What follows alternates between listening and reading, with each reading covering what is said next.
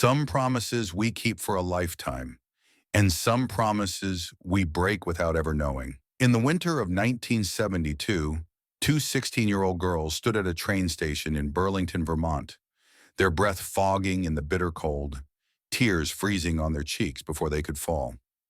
Snow drifted lazily around them, blanketing the platform in white, muffling the sounds of departure announcements and impatient passengers.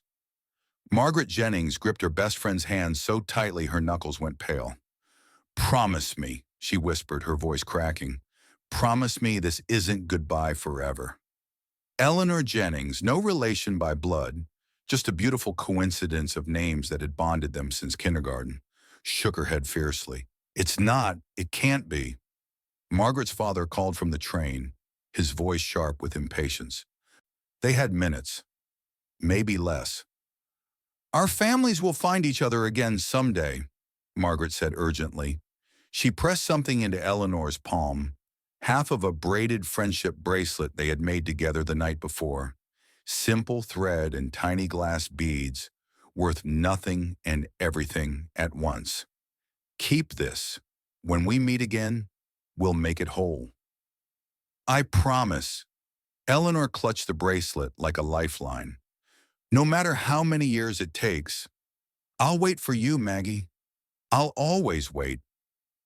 The train whistle screamed.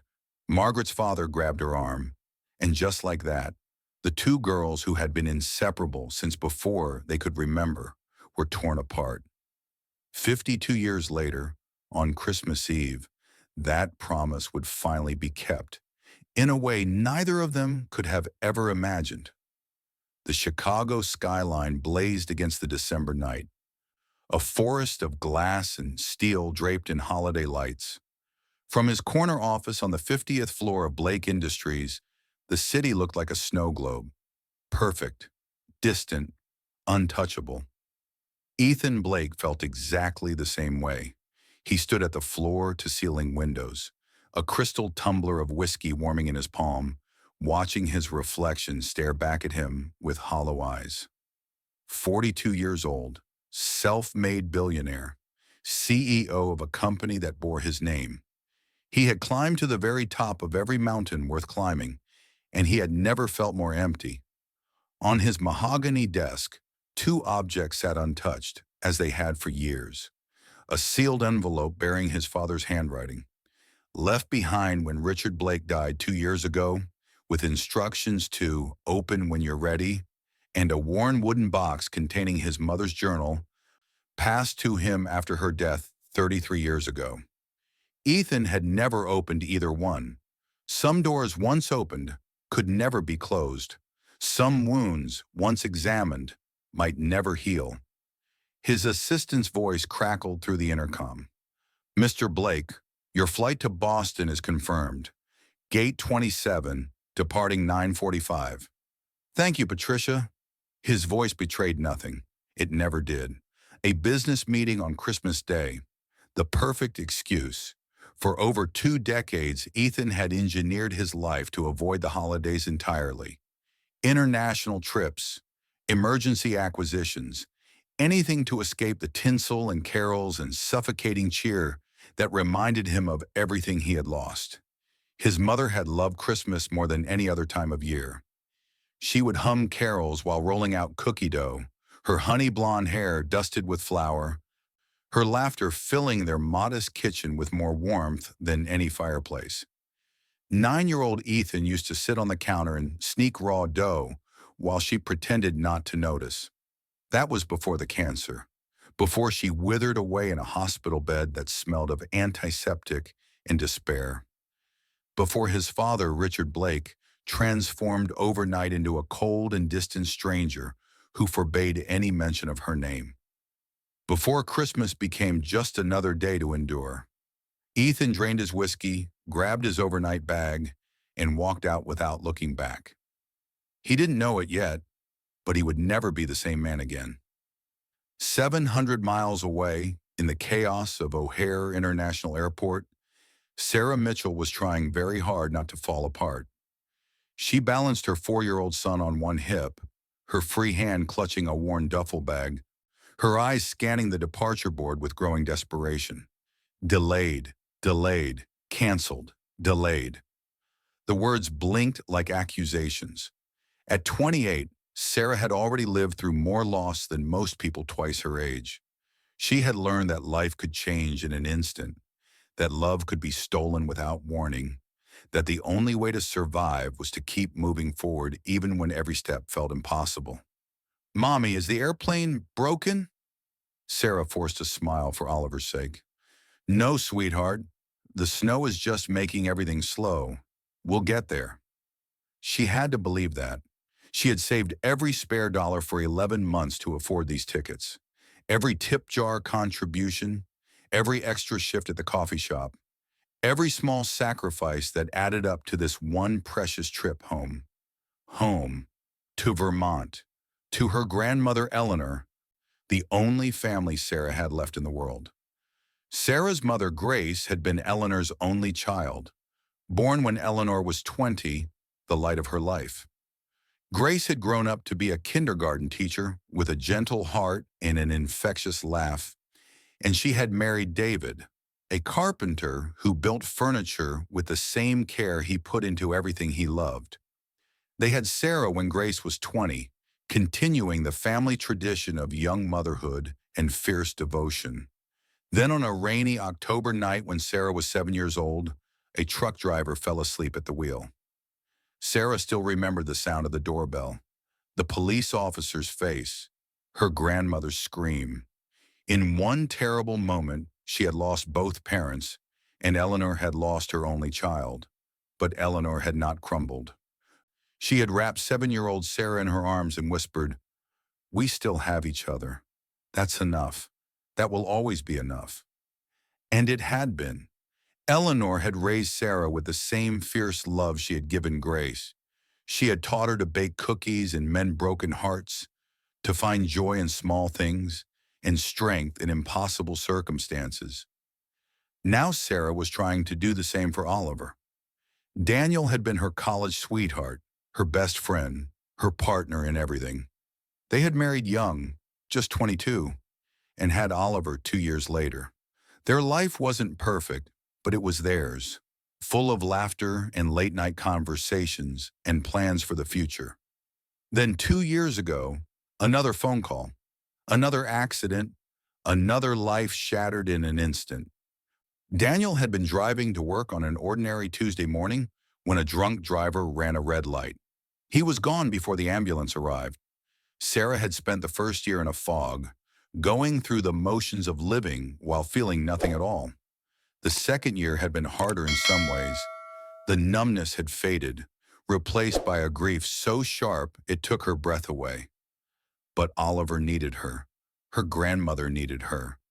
So she kept moving forward, one impossible step at a time. "Miss Mitchell?" A flight attendant appeared at her elbow, clipboard in hand. "There's been a change to your reservation." Sarah's heart plummeted. "Please don't tell me we're canceled." The attendant smiled. "Actually, the opposite. Due to overbooking and economy, we're upgrading you and your son to business class. Complimentary. Merry Christmas." Sarah blinked. "Business class?" "Right this way." The business cabin was another world entirely. Soft amber lighting, wide leather seats that looked more comfortable than Sarah's bed at home, the subtle hum of quiet conversations, and the clink of wine glasses. Sarah felt immediately out of place in her second-hand coat and scuffed boots, painfully aware of the curious glances from well-dressed passengers. Their assigned seats were in row 3, window and middle. The aisle seat was already occupied. The man sitting there looked like he had been carved from granite.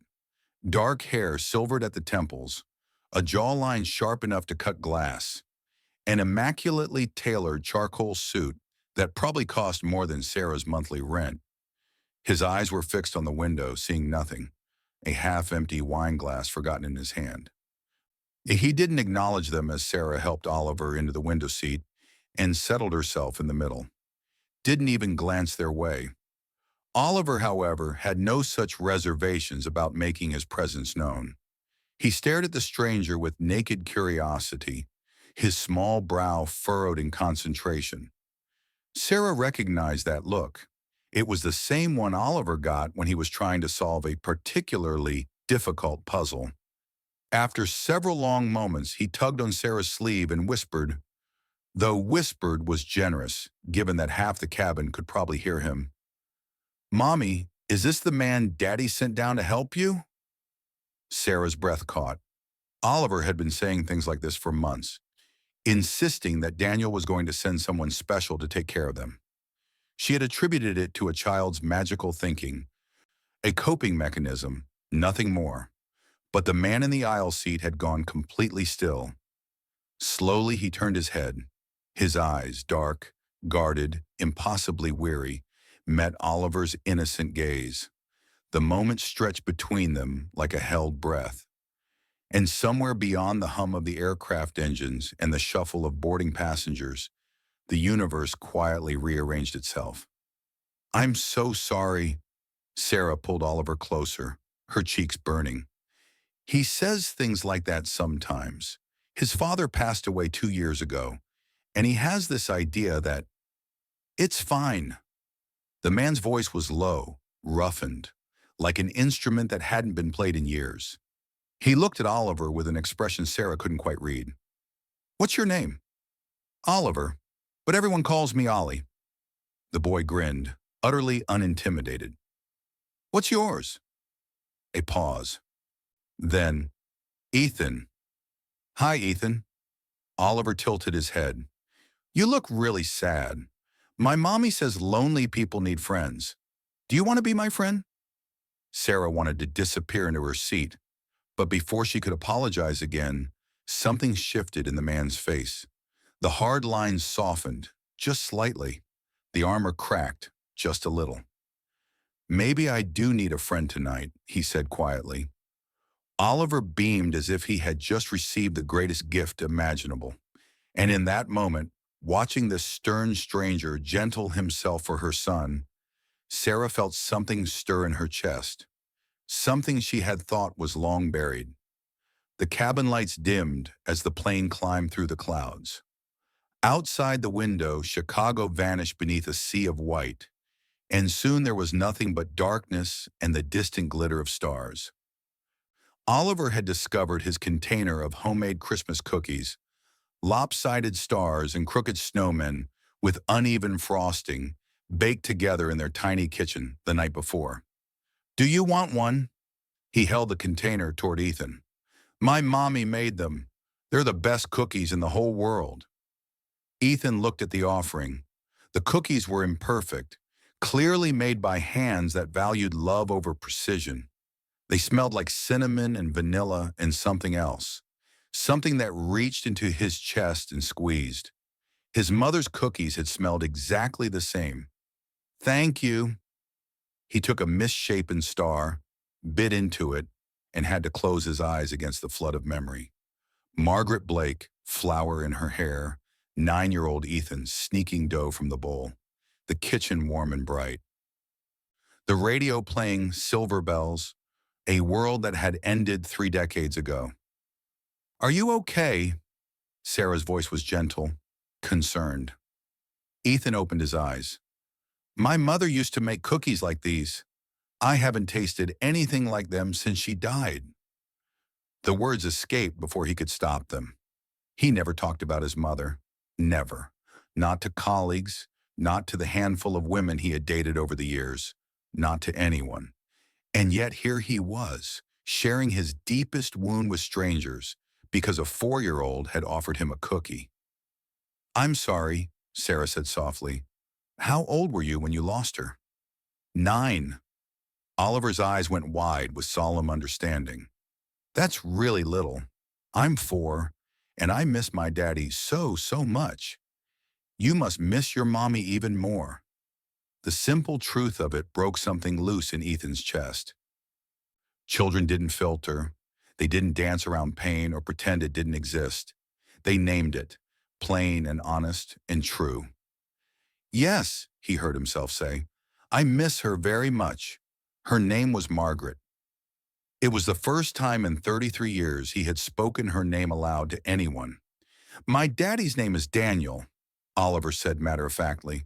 He lives in the stars now. Maybe your mommy is there too. Maybe they're friends up there, watching us right now. Ethan stared at the boy. Every instinct told him to retreat, to rebuild his walls, to protect himself the way he had learned to do since childhood. But he couldn't. Not from this child. Not tonight. Maybe they are, he whispered. As Oliver drifted off to sleep against the window, his stuffed penguin clutched to his chest, Sarah found herself talking more than she had in months. She told Ethan about Daniel, how they had met in college, married young, built a life full of plans and dreams, how he had kissed her goodbye on an ordinary Tuesday morning and never come home, how she had learned to function again, one impossible day at a time, because Oliver needed her to be whole. The hardest part was explaining it to him, she said quietly. How do you tell a 2-year-old that his father isn't coming back? I couldn't find the words. So Oliver decided for himself that Daniel became a star. Now he talks to him every night before bed. That's beautiful, Ethan said. It's survival. Sarah smiled faintly. We do what we have to do. She asked about him, and to his own surprise, Ethan answered honestly. He told her about his mother's death, his father's cold withdrawal, the way Christmas had been erased from his childhood home like a shameful secret. He told her about building his company from nothing, about filling his life with work and success, because those were the only things that couldn't abandon him. My father died 2 years ago, he said. He left me a letter. I still haven't opened it. Why not? Ethan was quiet for a long moment. Because I'm afraid of what it might say, and I'm afraid of what it might not say. Sarah nodded slowly. She understood that kind of fear, the terror of hoping, of being disappointed, of opening a door that could never be closed. My grandmother raised me after my parents died, she said. I was 7. She lost her only daughter that night, and she still found the strength to take care of me. She's the reason I know what love looks like, what family means. We're going to spend Christmas with her in Vermont. Her name is Eleanor. Ethan nodded politely, the name meaning nothing to him.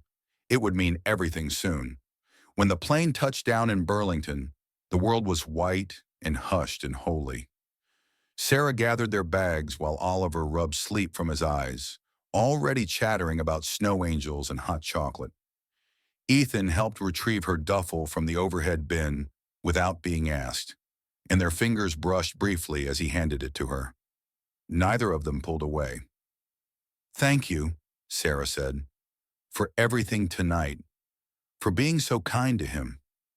Ethan glanced at Oliver, who was pressed against the window watching the snow.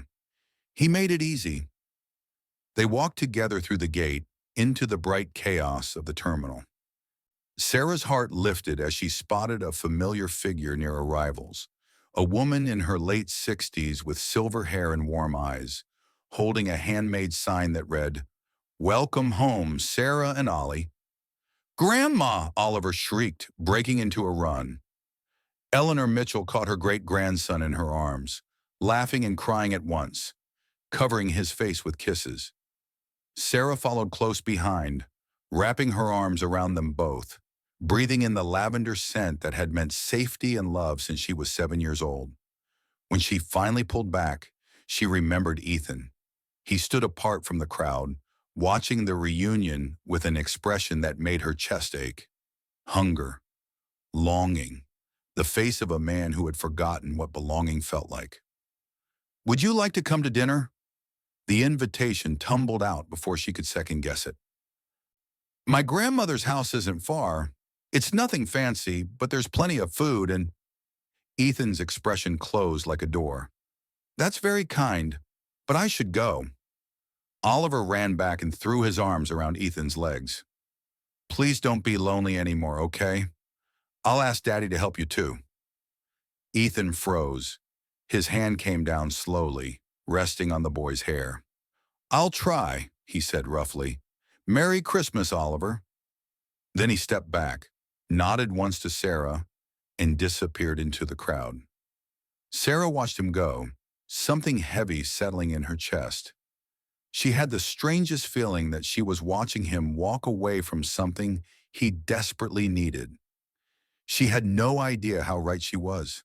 That night, in a small inn 3 miles from Eleanor's house, Ethan sat on the edge of a narrow bed and stared at the wooden box he had carried with him for over 3 decades. His mother's journal. He had never opened it. The pain had always been too raw, the fear too great. But tonight, something had shifted. Oliver's words echoed in his mind. The taste of those cookies lingered on his tongue. The image of Sarah's family embracing at the airport played on repeat behind his eyes. His hands trembled as he lifted the lid. The journal was small, leather-bound, filled with his mother's elegant script. He turned to the first page.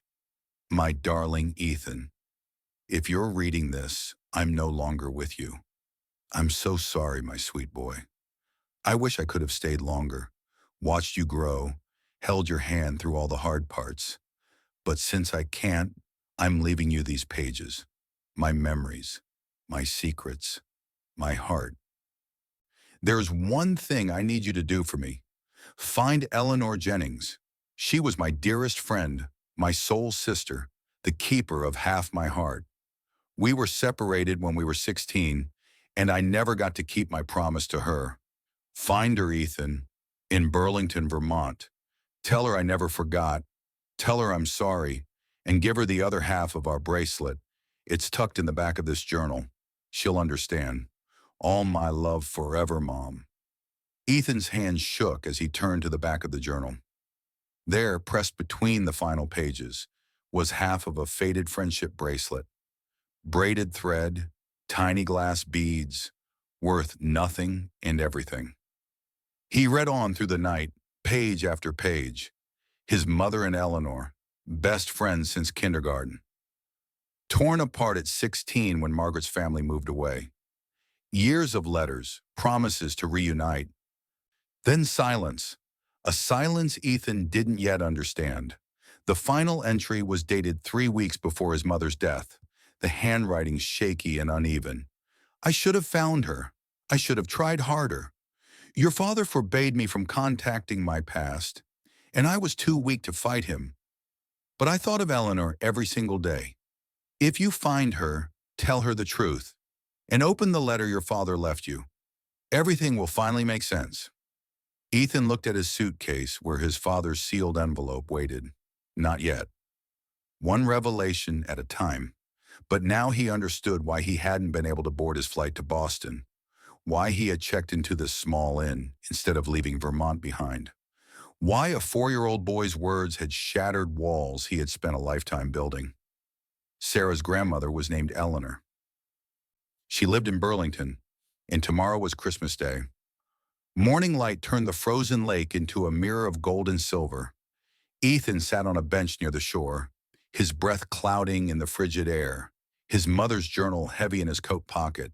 He had barely slept. His mind kept circling the same impossible questions. Could it really be her? After 52 years? What were the odds of sitting next to her granddaughter on a random flight on Christmas Eve? There was only one way to find out. He was about to stand when a familiar voice cut through the winter silence. Mommy, look! It's Ethan! Oliver was already running toward him across the snow, his red coat bright against the white landscape. Sarah followed close behind, her expression shifting from surprise to something warmer. You're still here, she said. I couldn't leave. Ethan stood, brushing snow from his coat. I found something last night, in my mother's journal.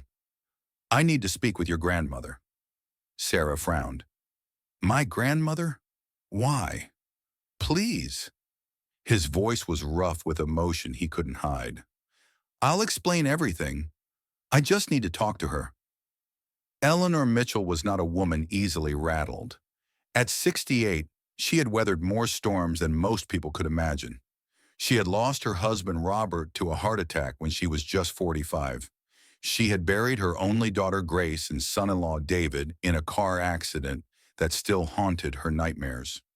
She had raised her granddaughter Sarah from the age of 7, pouring all her remaining love into ensuring the girl never felt alone.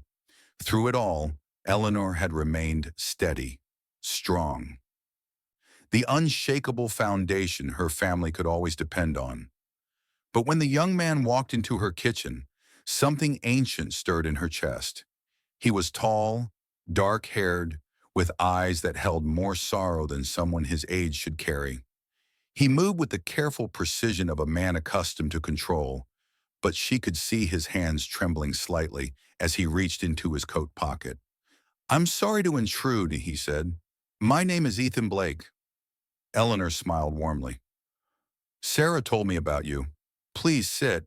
Any friend of hers is welcome in my home." He remained standing, his fingers closed around something in his pocket. "My mother's name was Margaret," he said quietly. "Margaret Jennings, before she married my father." The coffee cup slipped from Eleanor's hand. It shattered against the floor, brown liquid spreading across the tiles. But she didn't notice. She didn't hear Sarah's startled gasp or Oliver's concerned "Grandma?" She heard nothing but the roar of blood in her ears and the echo of a name she had carried in her heart for 52 years. "Maggie," she breathed. "You're Maggie's boy?" Ethan nodded, his own eyes glistening. "She wrote about you, about the promise you made at the train station. She wanted me to find you." Eleanor's legs gave out. She sank into a kitchen chair, her weathered hands flying to her mouth as tears spilled down her cheeks. "I looked for her," she choked out, "for years, decades. I wrote letters. I hired a private investigator when Robert passed and left me some money. The trail always went cold. I never knew." Her voice broke. "I never knew what happened to her." "She died," Ethan said gently, moving closer. "When I was 9. Cancer." She was only 35 years old. A sound escaped Eleanor. Grief and relief and heartbreak all tangled together. She reached out blindly and Ethan caught her hands in his. "She never stopped thinking about you," he continued, his voice thick. "She wrote about you until the very end. She wanted me to tell you she was sorry. Sorry for the silence. Sorry for the years." "But why?" Eleanor shook her head. "Why did she stop writing? I thought, I thought she had forgotten me, moved on, found better friends." Ethan hesitated. "There's more, but first." He reached into his pocket and withdrew a faded bracelet, half finished, the beads dulled by time but still recognizable. Eleanor sobbed aloud. With shaking fingers, she pulled at the chain around her neck, revealing the other half, the piece she had worn every single day for 52 years, never quite able to let it go. "You kept it," Ethan whispered. "I promised her I would." Eleanor took the other half from his palm. Slowly, reverently, she brought the two pieces together. They fit perfectly. The bracelet was whole again. "Oh, Maggie," Eleanor wept, clutching it to her heart. "We did it. After all this time, we kept our promise." They talked for hours. Eleanor told Ethan about the girl she had known, Maggie with the wild laugh and the fierce heart, who could climb any tree and dream bigger than anyone. She showed him photographs she had kept all these years. Margaret at 15, grinning beside a crooked snowman. Margaret at 16, standing at the train station with tears on her cheeks and determination in her eyes. She told him about her own life, marrying Robert Mitchell at 22, taking his name, having Grace. About losing Robert to a sudden heart attack, then losing Grace and David in the accident that had nearly destroyed her. About raising Sarah alone, finding purpose in being needed, building a family from the wreckage of grief. "Sarah's parents were my whole world after Robert died," Eleanor said softly. "Grace was so much like Maggie, that same spirit, that same warmth. When I lost her, I thought I would die too. But Sarah needed me. That little 7-year-old girl saved my life." Ethan listened to everything, understanding now how the threads had woven together across generations. Finally, he told Eleanor the truth he had discovered in his father's letter. He had opened it that morning before leaving the inn. His hands had shaken, but he was ready to face whatever waited inside. The letter had confirmed everything his mother's journal had hinted at. Son, your mother and Eleanor Jennings were closer than sisters. They made a promise to reunite, to stay in each other's lives forever. I destroyed that promise. I was jealous of their bond. Eleanor knew a version of your mother I would never have access to. The girl she was before me, before responsibilities in marriage and motherhood. I couldn't compete with those memories, so I eliminated them. I intercepted their letters. I told your mother that Eleanor had stopped writing. I told myself I was protecting our family, but I was only protecting my own insecurity. When your mother got sick, she begged me to find Eleanor. I refused. I was too proud, too ashamed, and then it was too late. I've carried this guilt for 33 years. I don't expect your forgiveness. But if you ever find Eleanor Jennings, tell her the truth. Give your mother the peace I never could. I'm sorry, Ethan, for everything. Your father. Eleanor listened without interrupting. When Ethan finished, she was quiet for a long moment. I should hate him, she finally said. I want to hate him. He stole 50 years from us. But Eleanor looked at the bracelet in her hands, whole again after half a century. But hate is heavy, and I've carried enough weight in this life. She reached out and touched Ethan's cheek, her eyes soft with tears. Your mother would be so proud of you. You came here. You told me the truth. You made her promise real. Ethan's composure finally broke. Tears spilled down his cheeks, the first he had shed since he was 9 years old. Eleanor pulled him into her arms, and he let her hold him. This woman who had lost so much, who had every reason to be bitter, was offering him grace he didn't deserve. You're part of our family now, she whispered. Maggie's son is my family. That's how it works. That's how it's always been meant to be. That evening, after Oliver had gone to bed with visions of Santa dancing in his head, Sarah found Ethan on the back porch. He stood at the railing, looking out over the snow-covered yard, his breath forming small clouds in the frozen air. The moon was bright, casting silver shadows across the drifts. Room for one more? She asked. He moved aside to make space for her. They stood in comfortable silence for a while, shoulders almost touching, watching the stars emerge one by one. Thank you, Ethan finally said, for bringing me here. For not thinking I was crazy when I asked to see your grandmother. You gave her something she's been waiting 52 years for. Sarah smiled. I should be thanking you. He shook his head. I've been running from my mother's memory my whole life, afraid that if I let myself feel the grief, it would swallow me whole. But being here, seeing Eleanor, understanding their story, he paused, searching for words. I think I've been running from the wrong thing. It wasn't grief I needed to escape. It was loneliness. Sarah turned to look at him. The moonlight caught his profile, the strong jaw, the lines of weariness, the softness that had emerged over the past 2 days. Oliver said you were lonely the first moment he saw you, she said. Children see things we've learned to hide from. He also said I was sent to help you. Ethan met her eyes. Do you believe that? Sarah considered the question carefully. She thought about Daniel, about the life they had built together, about the devastation of losing him.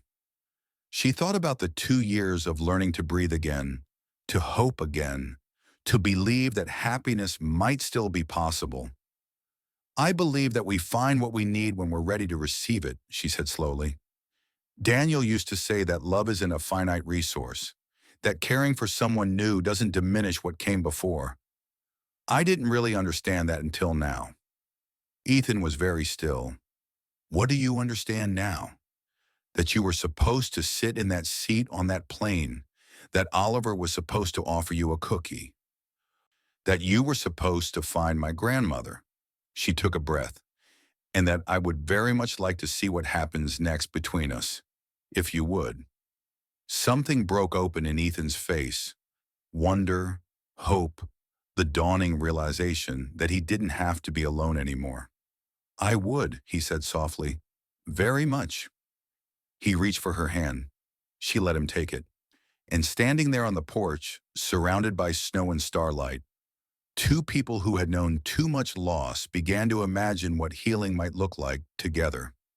1 year later, the house had never looked so alive. Christmas lights sparkled in every window, reflecting off the fresh snow outside. A fire crackled merrily in the hearth, scenting the air with wood smoke and pine. The tree in the corner stood tall and proud, decorated with ornaments both new and old, including a slightly battered paper angel Oliver had made in preschool, still holding its place of honor at the very top. Eleanor sat in her favorite armchair, the mended bracelet glinting on her wrist, watching the scene before her with quiet joy. Sarah was in the kitchen, pulling a tray of cookies from the oven, the same recipe that had sparked a miracle on an airplane 1 year ago.